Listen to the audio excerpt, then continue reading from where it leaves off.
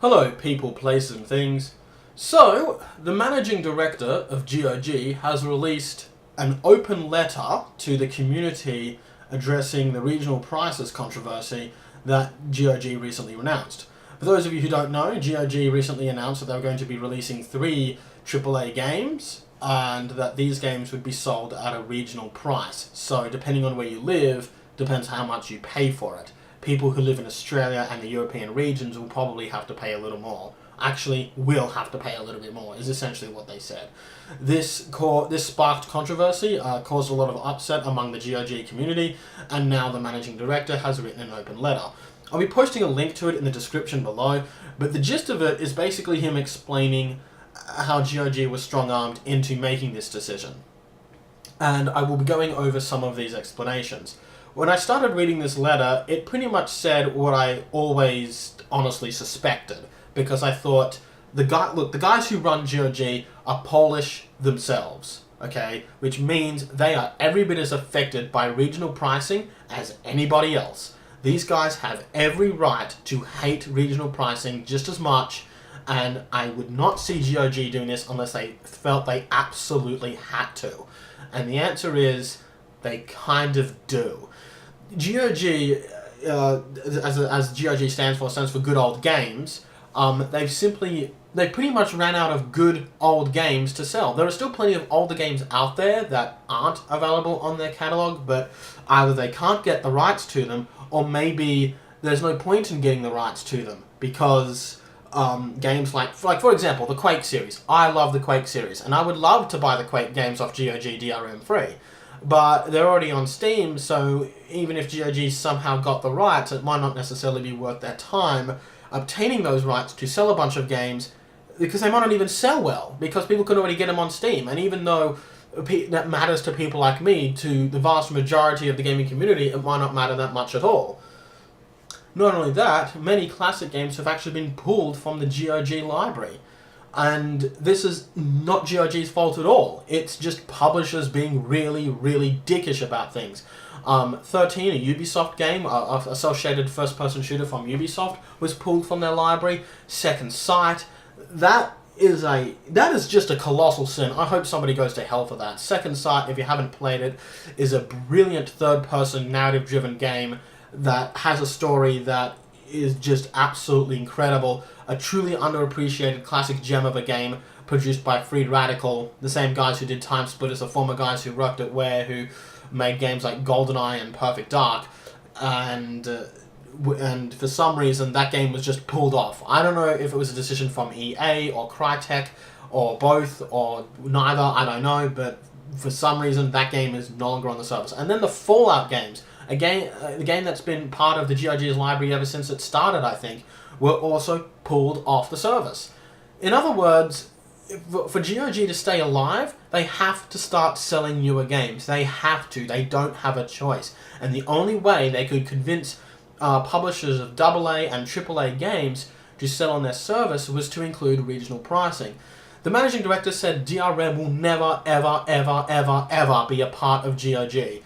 GOG is a stance against DRM first and foremost, and would be a stance against regional pricing if they could. But if it's a choice between AA and AAA games on the service with regional pricing and DRM free, and not having them at all, he's chosen to basically sell the AA and AAA games because GOG needs to remain relevant in the current age. He also says that he's trying to do his best to convince publishers and developers that DRM free is a good direction, and it is good for business, and it is actually a good way to stay alive, and how DRM is completely useless and pointless. I totally understand where the man is coming from. It disappoints me that GOG is using regional pricing, but I honestly never really suspected it was something they really wanted to do.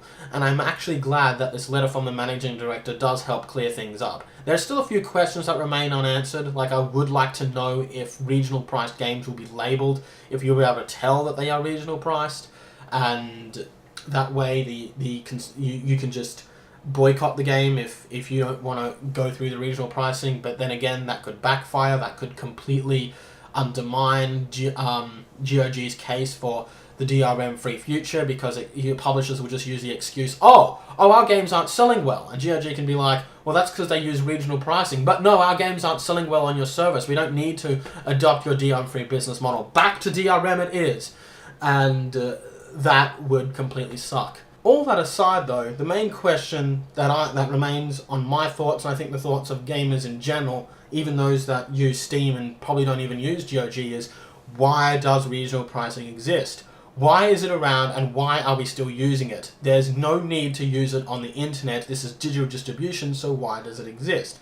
Well, actually, the letter from MD on GOG actually explains this very well, and almost backhandedly. Again, I suspect that the guys who run GOG hate regional pricing just as much as everyone else does, and I very much get the impression from this open letter. Basically, the reason why regional pricing exists is because of retailers. That is why.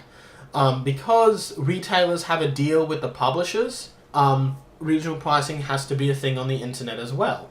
And this is something I think a lot of people already knew, but what I did not know was just how much influence and power retailers had over the publishers and developers. To the point where if they don't use regional pricing, they could actually get sued. And even if there was no threat of lawsuit, the amount of income, advertising, and revenue you can generate from simply having your game at the storefront of a shelf is a lot. And the amount of revenue you would lose due to just your game not being available in the retailers is quite substantial. So this is why regional pricing exists. Essentially, it's retailers blackmailing developers and saying, if you do not use regional pricing, we will not stock your game in our store. And the games industry needs retail more than it wants to admit, because apparently people still buy games at the store. I actually find this a little bit unusual though. Like, I didn't think people still bought PC games at retailers. Console games I understand, but why would people still buy computer games at retail? The idea of selling computer games at retail really is something of a dinosaur's age. It needs to go. It needs to go away and die, because this is getting ridiculous. You know, I'm the one who's had to suffer through regional pricing.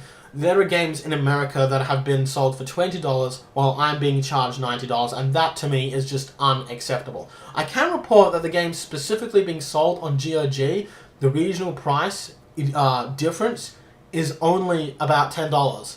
It is really quite small, and many people might be worried that it could get worse down the future, and you know what? That is a valid thing. It could get worse down the future, but for now, I think it's just worth keeping an eye on it. I don't think we ever have to worry about DRM ever becoming a thing of GOG. Some people are saying, oh, now that GOG is being bullied into accepting regional pricing, maybe they'll be bullied into accepting DRM as well. That's not going to happen.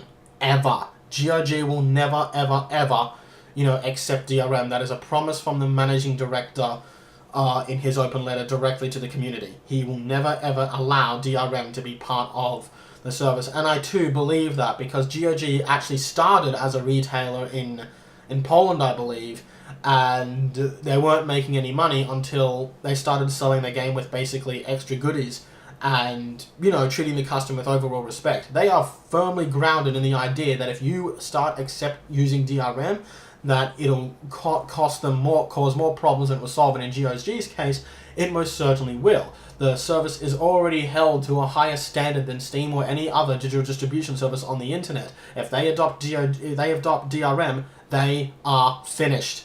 That is it. They're done.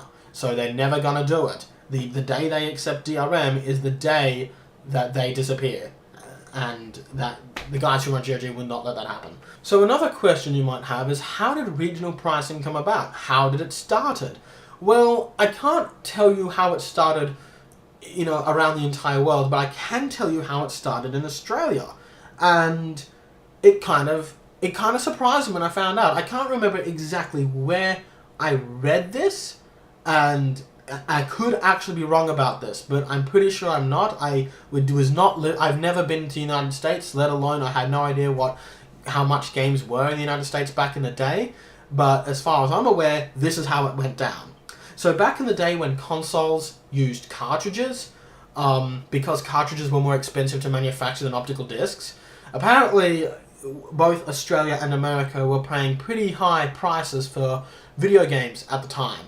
We were paying about $70 or $80 per game on the console. If this is wrong, I would like to be corrected on it.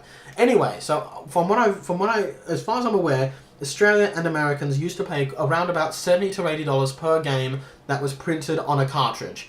And when the PlayStation came out and popularized distribution on optical discs, because it was cheaper to manufacture games on an optical disc, the games were sold at a cheaper price. Hence, the savings were passed on to the consumer in the United States. But this did not happen in Australia. So while while PlayStation 1 games are being sold for $50 and Nintendo 64 games are being sold for upwards of $70 or $80 in Australia, both PlayStation 1 and Nintendo 64 games were equally priced.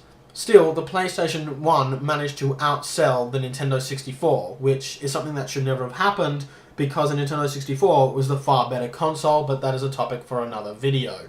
Anyway, so as far as I'm aware, that is how regional pricing started. It started because the industry could get away with it. Because Australians were paying more, the industry decided to keep the prices at that level. That is, as far as I'm aware, how it actually happened. But I don't know how factually true that actually is. I just, from what I've read and from what I've learned, I think that's how it happened. But I could be wrong. If that is how it happened, I am extremely angry and disappointed in the human race in general, because that is ridiculous. That should never ever have happened. And although the PlayStation was not the first system to use optical discs, it was the first system to popularize it and make a success from selling it. If you ask me, though, I always thought cartridges were better. And yeah, so that's why it exists. But how did it happen digitally? How did regional pricing affect digital games and digital distribution? Well, I can't tell you exactly how it started. What I can tell you is that when Steam was a new thing, the standard price of video games on Steam, even here in Australia, was around $50 or $60. And then it just went up. It was just, like, first it was 50, then suddenly it was 80. I think the first games to be sold at regional price were games from EA or Activision, which is probably a surprise to no one. Of course, those greedy fucks would, of course, try to sell games for whatever they could get away with. So that's my 2 cents on the letter written by the managing director that's on GOG's website. I really don't believe they would have done this unless they felt they had to, and I do think we should just keep our eyes on it, because if the idea of games like Dishonored or Thief or the new, like, say, imagine Far Cry 4 released DRM-free on GOG day 1. Just day 1. Because while GOG has sold AA and AAA games, they never sell them on day 1. They want to convince the developers and publishers of AA and AAA games to release their products on GOG on day 1. Imagine that, if you will. Imagine the next Far Cry, like Far Cry 4, being released on GOG, DRM-free, on day 1. That is a future that I would like to see. And if making that a reality means having to put up with some regional pricing, then that is a sacrifice I just might be willing to make.